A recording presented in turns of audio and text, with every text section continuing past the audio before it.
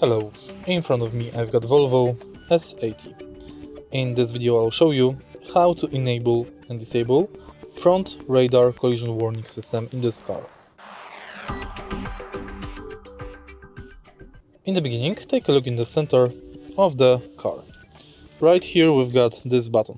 Firstly, select drive mode and now press this button.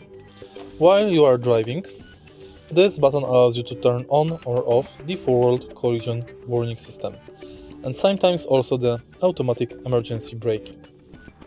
When active, the system uses radar to detect the vehicle in front and alerts you if a collision risk is detected. If you find this video helpful, please leave a like, comment and subscribe.